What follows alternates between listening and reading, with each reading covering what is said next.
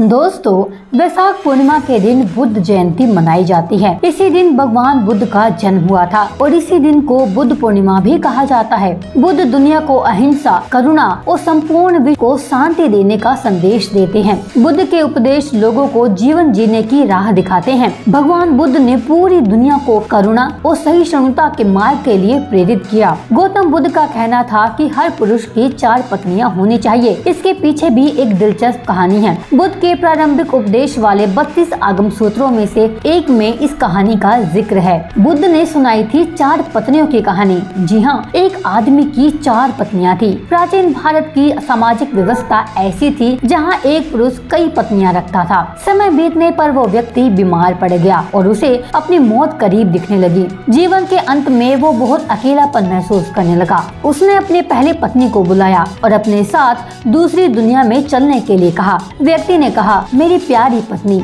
मैंने तुम्हें दिन रात प्यार किया, जीवन भर तुम्हारा ख्याल रखा। अब मैं मरने वाला हूँ, क्या तुम मेरे साथ वहाँ चलोगी जहाँ मैं अपनी मृत्यु के बाद जाऊँगा? उसे उम्मीद थी कि उसकी पहली पत्नी का जवाब हाँ ही होगा, लेकिन उसने जवाब दिया, मेरे प्यारे पति, मुझे पता है कि आप हमेशा मुझसे प्यार करते थे और जब आपका अंत करीब है, ऐसे में अब आपसे अलग होने का समय आ गया है। अलविदा मेरे प्रिय पति। दूसरी पत्नी का जवाब। इसके बाद बीमार पुरुष ने अपनी दूसरी पत्नी को बिस्तर के पास बुलाया और मौत के बाद की सफर पर चलने की विनती की। उसने कहा, मेरी प्यारी दूसरी पत्नी, तुम जानती हो कि मैंने तुम्हें कितना प्यार किया है। कभी कभी मुझे डर लगता है कि तुम मुझे छोड़ दोगी, लेकिन मैंने तुम्हें दृढ़ता से थामे रखा। मेरी प्रिय, मेरे साथ दूसरे सफर पर चलो। दूसरी पत्नी ने भी तुरंत जवाब दे दिया, प्रिय पति, आपकी पहली पत्नी ने आपकी मृत्यु के बाद आपका साथ देने से इनकार कर दिया, तो फिर मैं भला आपके साथ कैसे जा सकती हूँ? आपने मुझे केवल अपने स्वार्थ के लिए प्यार किया है।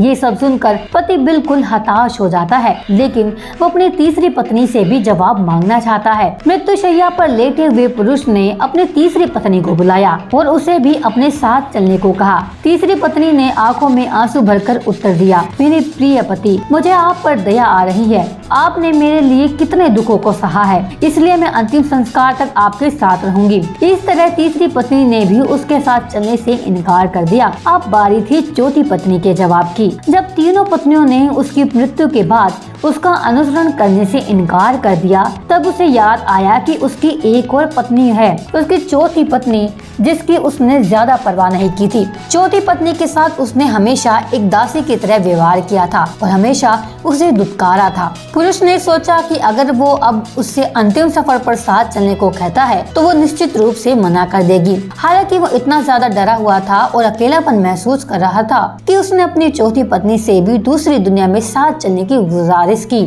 चौथी पत्नी ने अपने पति के अनुरोध को तुरंत स्वीकार कर लिया और चौथी पत्नी ने पति के अनुरोध करने पर यह जवाब दिया, मेरे प्यारे पति, मैं हमेशा आपके साथ जाऊंगी। कुछ भी कहो, मैं हमेशा आपके साथ रहने के लिए दृढ़ संकल्पित हूँ। मैं आपसे कभी अलग हो ही नहीं सकती। ये कहानी है एक आदमी और उसकी 4 पत्नियों की। आखिर इन 4 पत्नियों का मतलब क्या है? गौतम बुद्ध ने अपनी कहानी को खत्म करते हुए कहा, प्रत्येक पुरुष और महिला की 4 पत्नियां या पति होते हैं और हर एक का एक खास मतलब होता है। पहली पत्नी या साथी हमारा शरीर होता है, जिसे हम दिन रात प्यार करते हैं। सुबह के समय हम अपना चेहरा धोते हैं, कपड़े और जूते पहनते हैं, हम अपने शरीर को भोजन देते हैं। हम पहली पत्नी की तरह अपने शरीर का ख्याल रखते हैं, लेकिन दुर्भाग्य से जीवन के अंत में शरीर यानी पहली पत्नी हमें अगली दुनिया में नहीं ले जा सकती। बुद्ध ने कहा, जब अंतिम सांस हमारे शरीर को छोड़ती है तो चेहरे का रंग बदल जाता है और हम अपने उज्जवल जीवन को खोने लगते हैं। हमारे प्रियजन इकट्ठा होकर विलाप कर सकते हैं, लेकिन इसका कोई फायदा नहीं होता। ऐसे समय में शरीर को अंतिम संस्कार के लिए एक खुले मैदान में रख दिया जाता है और सिर्फ सफेद राख बच जाती है। ये हमारे शरीर का गंतव्य है। दूसरी पत्नी हमारे भाग्य, भौतिक चीजों, धन संपत्ति, प्रसिद्धि और नौकरी को दर्शाती है।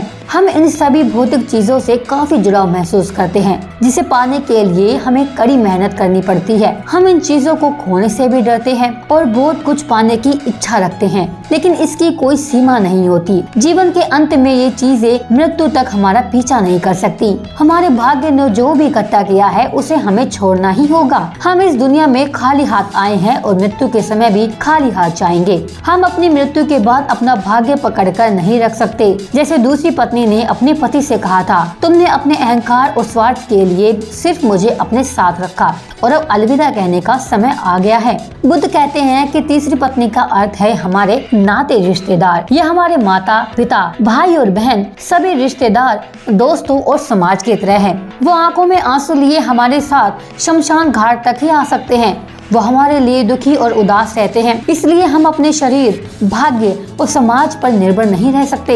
हम अकेले आते हैं और अकेले ही इस दुनिया से चले जाते हैं। मृत्यु के बाद कोई हमारा साथ नहीं दे सकता। अब आता है समय चौथी पत्नी के मतलब का। आखिर चौथी पत्नी का क्या मतलब था? बुद्ध ने कहा, चौथी पत्नी हमारा मन या चेतना है। जब हम गहराई से ये पहचान जाते हैं कि हमारा मन क्रोध, लालच और असंतोष से भरा है, तो हम अपने जीवन को अच्छे नजरिए से देख पाते हैं। क्रोध, लोभ, असंतोष कर्म के नियम है। हम अपने कर्म से कभी पीछा नहीं छुड़ा सकते। जैसा कि चौथी पत्नी ने अपने मरते हुए पति से कहा था, तुम जहाँ भी जाओगे मैं तुम्हारे साथ ही चलूंगी। तो दोस्तों, कैसी लगी आपको ये गौतम बुद्ध की 4 पत्नियों वाली कहानी? कमेंट्स करके हमें जरूर बताएं।